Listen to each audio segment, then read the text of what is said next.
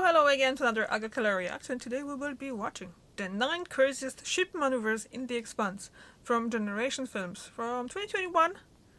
And as far as I'm concerned, I think they finished after that. The last season was actually released maybe 2 years ago, or is it longer than that? Let me see. Anyway, the Expanse, brilliant show, and last episode. Let's see. Let me just check now. Quickly. Wednesday. No, this is a top rated one. Season 2 episode Home. Okay, that was a very good episode. That's true. I do have to admit that. But that's not what I'm looking for. Season 6. Oh, season 6. And we need to go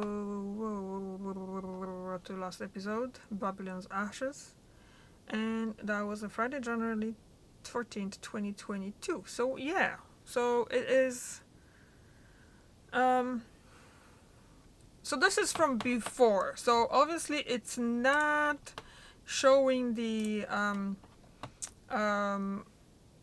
probably it's not. Hello and welcome back to another episode of Generation Films. I'm making a mess in here now. Okay. So it's not showing it's not including at least the last season, maybe even the previous season.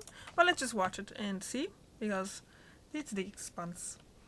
If you don't know, I'm a big fan of Expanse. The books and the show. And if I ever get my hand on the comic books, probably those two. Yeah, so Yep. And by the way, watch The Expanse. I really recommend to everyone, no matter if you like science fiction or not. There's everything in it. So just watch it. Okay, let's just go.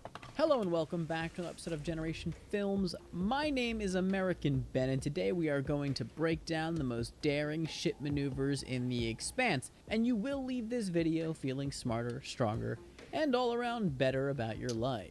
Okay, not true at all, but this video is a good idea. British Ben actually thought of it, so I suppose we have to give him and the Queen some credit here, though I do so reluctantly. Anyway, we've done a lot of touchy-feely videos on The Expanse. You know, the ones in which I offered in-depth analyses of some of the show's main characters. Watch those damn videos if you haven't yet, please. But alas, some of you are more into the show for its visuals and action. So today I'm leaving my amateur psychologist cap to the side, and we're going to talk about cool spaceship stuff. Because while the show indeed the maneuvers that they're gonna have in there, I know that technically, there's one that definitely always sticks in my head. I know it's not technically the ship maneuver, but the moment when Avarsala and Bobby are in the Razorback, escaping from Mao's ship, the leisure ship, the Yacht, and they trying to get to safety from, was it Earth's Navy, or was it... I think it was Earth's Navy, yeah. And, it was Earth. And they were escaping, and Rocinante came in, and Holden did this thing with the rockets around it. So basically, if there would be another thing, there would be... And, you know what? You should just watch it. Let's go back. As deep characters, a great conflict, and tons of memorable dialogue, it also does space battles and void chases really well. And so today we present you with a list of riskiest ship maneuvers that have been executed throughout the course of the show. But first, stop what you're doing.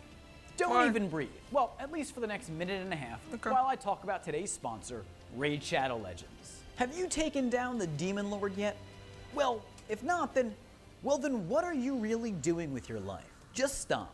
Quit college, quit your job or whatever, and download Raid so you can explore its endless array of dungeons filled with heathenous hordes of all sorts.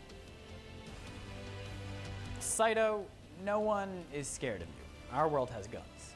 Anyway, I love playing Raid, sifting through all of the champions' different skill sets in order to build a team worthy of the bevy of beasts you'll find in Teleria is never-ending addictive fun. Raid actually just passed their 2-year anniversary, and now the game is bigger and better than ever. The cinematics and look now, really using good. a special feature, you can actually install the game into your mind via chip.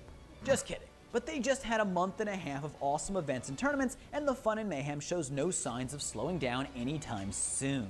This month they're going to release a bunch of new epic champions. This is from 4 years ago? I wonder how that looks now. And plenty more on the way in the near future. Still on, though.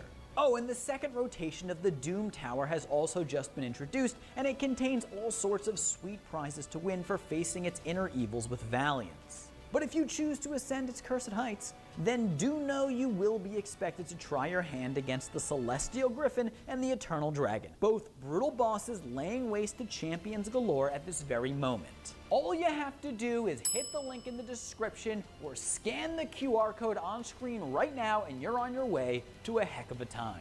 As a new player, you'll get a free epic champion, my boy Jotun, and a bunch of other goodies, compliments of the house. But these extras will only be in your inbox for the next 30 days. So get going, click that link, and get into the game. Now back to today's video. In 9th place, we have Chasing the Giant Space Potato. At the end of the first season, the crew of the Rocinante fled Eros, a giant near-Earth asteroid, and the site of Eros Station, a joint UN-MCR protectorate, which had just experienced a massive proto-molecule outbreak. Well, come Season 2, they needed to figure out a way to contain the dangerous element to the asteroid and thus prevent a system-wide catastrophe. Their original plan was simple. Steal the Nauvoo, a gargantuan colony ship owned by a group of Mormons, and fly it into Eros, thereby knocking it into the sun and destroying it. The mission just itself, the way how they're showing how the Nauvoo was moved and how everything, because Nauvoo wasn't finished. So when they're just showing that, all that drone movement and stuff like that was awesome too.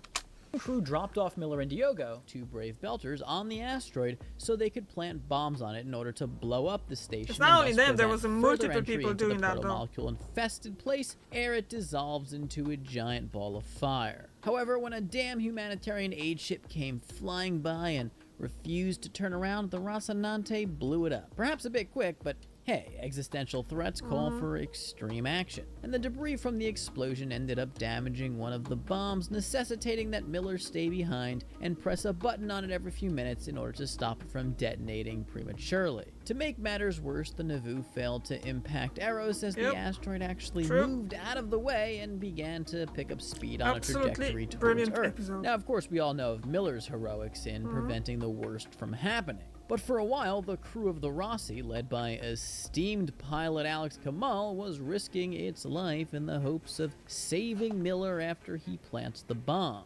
Alex and crew burned at unfathomable speed, well, if you consider somewhere around 20 G's unfathomable, for quite a few minutes, putting enormous pressure on their bodies and perhaps breaking new speed records for man. Of course, on Miller's imploring, they eventually let up and fell back. In 8th place, we have to give some credit to the bad guys. Here we have the Amun-Ra stealth frigate attack on the Donager. The Amun-Ra class stealth frigate, as we've detailed in a video on this channel, was an extremely capable ship. After all, it was commissioned by Protogen, a private Earth-based bioweaponry the designs company that's of part the of the ship larger it's absolutely amazing, I think. The way how they designed them as well. Like I don't know if the author of the books have any say. I know he was actually, there's two authors. So I know that they were involved in the process of making the show. So I wonder if they were involved in the process of designing all the ships as well. But Al Kwiatkowski mercantile conglomerate. The Amun-Ra class was known for its Black Ops hyper-cooled Epstein drive codenamed Silversmith, which I assume was optimized for stealth capabilities. Meanwhile, the Donager, captained by Teresa Yao, was the flagship of the Martian Navy's Jupiter fleet, and presumably one of the most powerful and durable ships in the Sol system. So despite the advanced tech built into the Amun-Ra, going after the Donager was risky business, but they did so using fairly clever tactics. A group of 6 Amun-Ra frigates flew extremely close to each other, making themselves appear as a single entity, and then when in striking distance, split up and commenced firing on the Donager. Ultimately, I think that Captain Yao didn't properly prepare for this battle because the strength of her ship made her a bit arrogant. Thus, I believe that the Protogen ships chanced that she wouldn't be paying too close attention to their behaviors as they closed in on the Martian vessel. What mostly made their attack risky, though, was that the Doniger could really handle itself in close quarters battle. So getting within striking distance of it didn't mean victory for the Amun-Ra's. And indeed, they lost 4 of their 6 ships. But this was all part of the plan. They figured they'd sacrifice a few ships, but as long as they could get 1 or 2 to survive up until the Doniger could be breached, then their plan would be successful. The Doniger came close to knocking them all out, but ultimately an Amun-Ra or 2 pulled through and Yao scuttled her ship. Yeah. I mean, this was like, was it episode or 2 episodes after the Canterbury was blown up as well by, I think it was Amun-Ra as well. And so what was I? Yeah, there's a lot of, like, if you're watching it for first time, and if you're watching it like me, I mean binge watching, so episode after episode, because I do have to point it out that I haven't read the books before I start watching the show. Usually I do that, but I actually watched the show out of boredom. For some reason I was kind of like dismissive at the beginning of The Expanse. For some reason I just, no, I don't feel like watching it. It was still when they were in like maybe 2 seasons in, so I didn't watch it from the beginning. And then one time I kind of like, oh, there was, you know, like on Netflix you sometimes get, and you don't get actual trailer but part of the show. The part of the show got me really interested into it. So I started watching it, and I watched it, whatever was there on Netflix back then. That was years ago, obviously, because there was like only 2 seasons, I think. And then I decided to read the books. And damn, you really need to watch or read. If you like to read in the books, read the books. I really don't care if you like science fiction. If you don't like science fiction, read the books. They're awesome. And it's not just about the science fiction, but the whole fact about the whole political structures, the whole it's just like everything in it. So that's one thing. And then obviously the show, I just could not wait. And when I heard that was cancelled, I was really, no, they couldn't do it. Why? So obviously they cancelled the show, but then Amazon came in and they actually, well, saved it, took over, and they finished it up. But the book's actually going further down, like more in years. So there's like a 30-year jump after the last, what's happening in the last season. And sorry, I got distracted there. So basically there is something that I haven't finished the last book. It's not because I don't have it, it's just I just don't want to say bye to it yet, if you know what I mean. Like, it's something that is just not I want to have it something for later, like something good. And I know it's good, but I just have to, I don't know, I just haven't had power to read it. Now I'm reading something that actually I think it would be awesome like material for a show that it's very similar in action sequences and like in general, like politics and like everything. And it's called The Spiral Wars. I don't remember the outro, I'm just gonna put it here. But it's absolutely awesome as well. There's multiple books as well, so it's like a series, but it's so much jam-packed of information. There's so much different things that's happening, and it's awesome. It's just like, I really like it too. Alright, let's go back. 7th place, we have Mineo's pioneering headfirst dive into the ring gate. Midway through Season 3, the Soul Ring Gate had just been formed out of the protomolecule entity that emerged out of Venus, and no one had any idea what it was or if it could be passed through, and no one was daring enough to try to go near it. Enter a bold belter by the name of Mineo Jung Espinosa, a man known for his prowess in slingshot racing, an illegal and highly dangerous sport mostly practiced by belters, which involves pilots launching themselves in one-person crafts into space on a precisely calculated course using a single thrust of engine power. The pilot's course then swings him into the proximity of the gravity wells of a planet or other astronomical body, which boosts the velocity of a ship in the hopes of achieving the best time across the plotted circuit.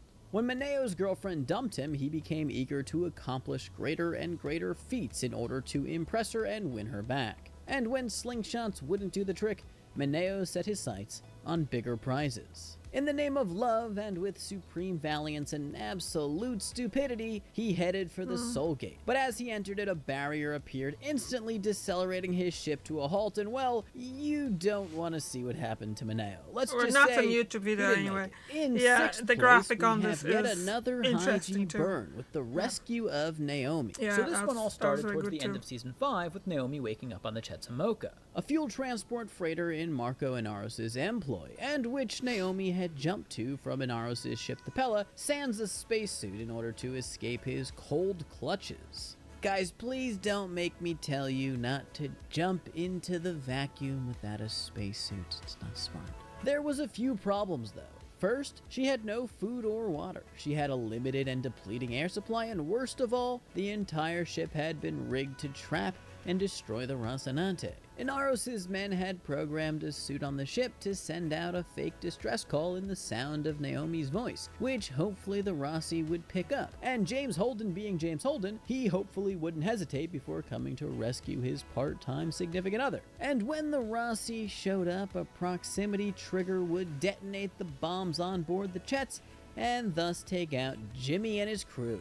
Luckily, however, the real Naomi was actually on the ship, and she discovered the ploy. She thus set about trying to thwart her friends from coming to save her by altering the distress call. However, Alex and Bobby on the Razorback ended up receiving the fake distress call and notified Holden. Holden requested that Alex and Bobby go to save Naomi while he distracted Inaros on the Rossi. Alex, ever the committed team member, vowed to get Naomi back, and he and Bobby strapped in and initiated a high-G burn en route to the Chetzamoka. Just before the Razorback got too close, though, Naomi was able to activate one of its thrusters, thus changing its course and grabbing the attention of Alex and Bobby. However, when the Razorback wouldn't back off, Naomi jumped out of the Chets, in a spacesuit thankfully this time, and attempted to avert Alex using hand signals, which she was successful in doing, And the Razorback slowed out of high-G burn. and headed for Naomi and not the bomb ship. The risk was incurred by multiple parties here, but most so by Naomi in setting the Chets into thrust and jumping out of the ship, and by Alex and Bobby, who burned at high speed into an unknown and possibly dangerous situation, though it was the pressure of high-G itself which bore the heaviest consequence. Yeah. In fifth place, we have the Rossi Barbapicola Tethering. In the middle of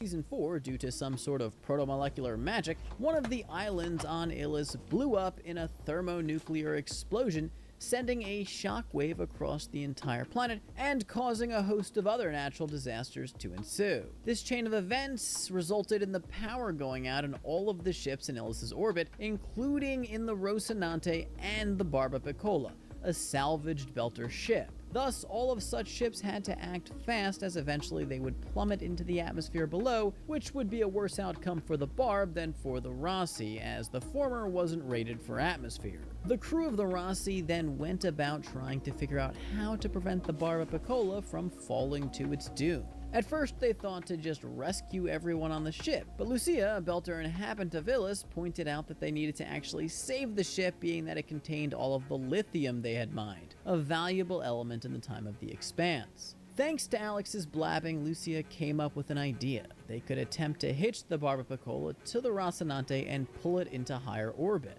They thus took apart the Barb's mining nets and used the materials to create a long cable capable of connecting the two ships at a safe distance. Of course, this plan would bear great risk to the crews of both ships. If the cable snapped, then the plan would fail and there would be no more time to save the people on board the Barb. And of course, a malfunction of any sort would cause the Rossi to be dragged down with the Belter ship. However, despite the process of hitching the ships together being tense, they were able to connect them via the cable and save the Barb along with its crew.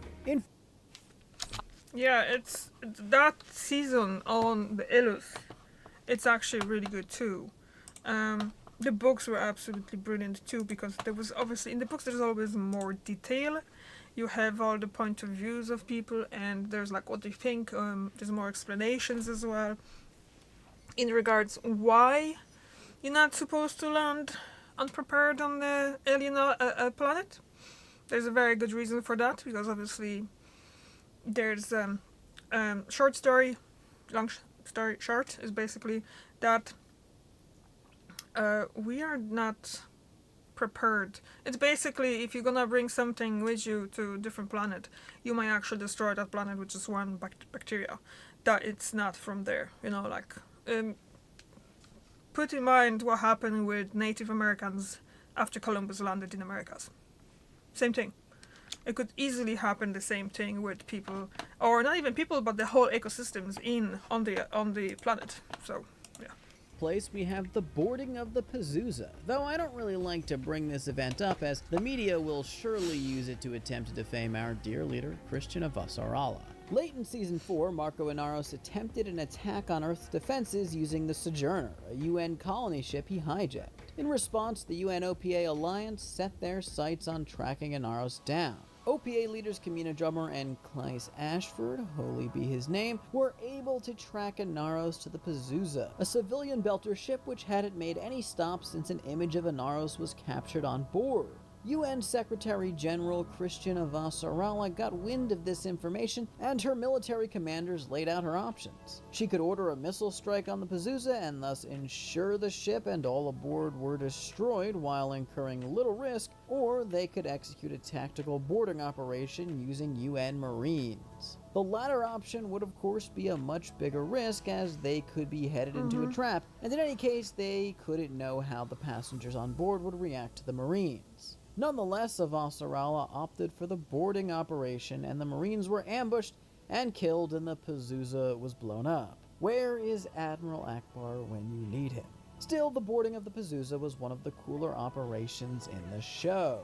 In third place, we have Alex's piloting during the Battle of Thoth Station. In between the Eros incident and the Eros chase, the crew of the Rossi was dead set on taking down the people who were at fault for the outbreak on Eros, i.e. Protogen scientists and minions. They tracked the source of said outbreak to Thoth Station, a ring-shaped deep space outpost guarded by a single Amun-Ra stealth fighter, and they made plans to attack it. Now, the odds were really against the Rossi and their Belter friends in this mission. All of the characters involved barely knew each other and had little time to develop chemistry before undertaking this dangerous operation. Furthermore, aside from their small team, the Thoth assault crew would have no outside help, as they didn't know who to trust, and on the flip side, the Martian and Earth governments viewed them as possible enemies. Then, Thoth Station itself was no easy target. It was run by Protogen, a powerful company boasting all sorts of advanced tech and weaponry. Thus, they had to employ a risky strategy based on misdirection. First, the Rocinante hid behind an OPA cargo ship known as the Guy Molinari on approach to Thoth,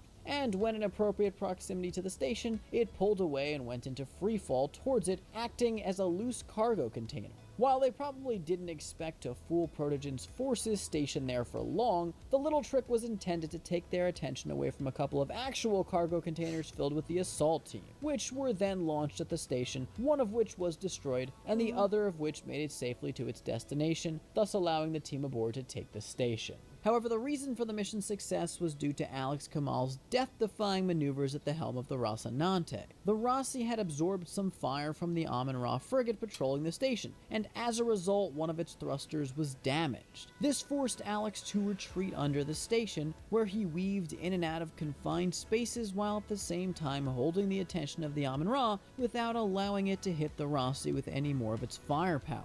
When the Rossi's thruster was finally fixed, in a scintillating display of flying mastery, Alex popped out from under the station and took out the station's anti-asteroid cannon, and then to the Amun-Ra ship using what I've previously termed a free-fall directional thrust hybrid drunken master technique. In second place, we have the Flip and Burn escape. In the middle of the third season, the Rocinante ran into some undue trouble when a fake message of Holden was broadcast to all ships in the vicinity of the Ring Gate, in which he appeared to take credit for the destruction of the Sungoon, a UNN ship which in actuality had been taken out by Clarissa Mao, daughter of Jules Pierre Mao, the owner of Mao Kukowski Mercantile, as well as its subsidiary Protogen. On the OPAS Behemoth, Kamina Drummer and Clyce Ashford were discussing how to respond. Eventually, they decided to fire missiles at the Rossi so as to clearly disavow James Holden's actions and avoid any sort of hostilities with Earth. Thus, the crew of the Rocinante had to act fast in order to survive.